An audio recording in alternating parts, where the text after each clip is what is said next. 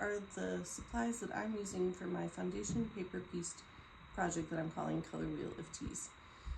So it's foundation paper pieced, which means we'll be sewing on paper. I'm using just 8.5 by 11 paper. You can also use freezer paper, or there's other papers that you can use for the foundation paper piecing.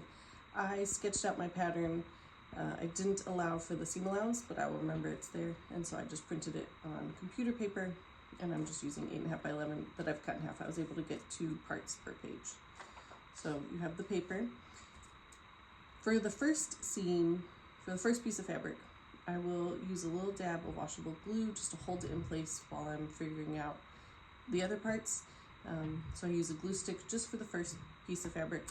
And then I will use these flat pins. You want flat pins, like these flat hearts, because when I like to use it, some people don't need pins when they're doing foundation paper piecing, but I find it really helpful. And it will continue to be pinned when I'm at the machine, and I will not be unpinning while I'm sewing. And so the flat pins just help it go through a lot flatter without adding extra bumps. And sometimes you're working with small pieces, and so you need just a flat pin in case you're up close and don't have room for that extra bulk. So I enjoy these flat heart pins. The tweezers are helpful once it's sewn together. I like to keep the papers on until I stitch the different parts together. So when I'm stitching maybe these 2 parts together, you can get little pieces of paper in that seam allowance, and the tweezers are just really helpful for getting those little parts out.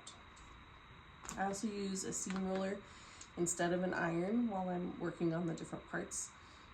I find that if I use an iron, sometimes the papers will curl, or I just don't like the effect of it, but a seam roller and just a finger press is really helpful.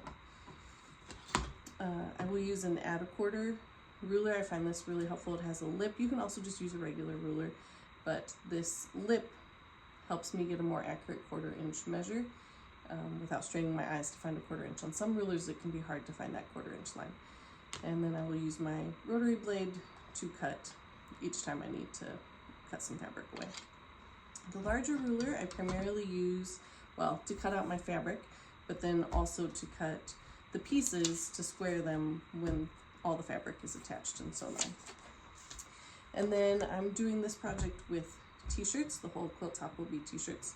So I'm also going to be doing interfacing, using interfacing. I prefer to use an interfacing on my shirts. That's a personal choice. So if a shirt is not already interfaced, I will be interfacing it. Some of them already are because these are scraps, and this one I wasn't sure if it would be included in a quilt or not, so I went ahead and interfaced it, and now I'm including it.